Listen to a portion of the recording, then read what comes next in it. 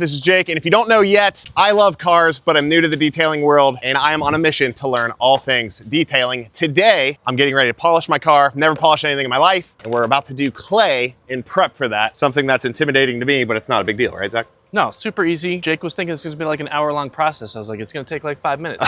I'm talking him off a ledge. In reality, we're going to use a lubricant. We're going to use our soap. You can use a dedicated clay lube like Geon Clay Lube. You can use a piece of clay like Geon's Clay. A lot of companies have clay out there. It's not something new. Or you can use what is newer, which is like a clay pad or a clay disc, which allows us to just do things more quickly, but is maybe a little bit less finesseful, I'll say. Mechanically get rid of contaminants that are on the surface of the paintwork. Okay. If you touch this paint, there's little things, we've just washed this, that's why it's wet, and there's little things on here that you can feel with your hand that are sitting on top of the surface of the paintwork. It's just stuff that settles on the paint, hardens, just little embedded particles that an iron remover won't remove, but the clay will. So clay is just getting rid of junk on top of the paint before you polish. Yep, exactly. We're gonna use our pH neutral wash shampoo. If you didn't have a foam cannon, you can just use like a wash mitt. Like for example, our sponge, this is our soapy water, and then just have this around, clay a spot, get more soap, clay it, move on to the next spot. All we're doing is providing lubricant to safely remove those contaminants before we polish the car. And you mentioned a clay disc. This is a Sonax clay disc with a texture and its own composition. It pulls out the contaminants out of the clear coat of the paint. Got it. I don't need this to be super soapy. I actually kind of want it to be thin.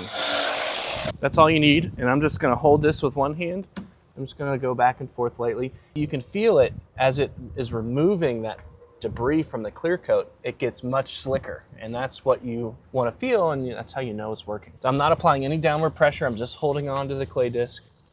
You're making it look so easy. If you feel this, it is like glassy smooth. Oh yeah, there's a huge difference between this side. Yeah, just from rubbing this little pad across the surface. That's all stuff that the iron remover is not going to remove, and that's why you have to use clay. When you're claying, you're lightly abrading or scratching the surface with really fine scratches. That is the nature of claying. But we know when we do it here at Esoteric, we're always doing a polishing stage after this. We would never do this disc or clay or anything on paint unless we're polishing right Exactly. After. That is a hard and fast rule that everyone should abide to.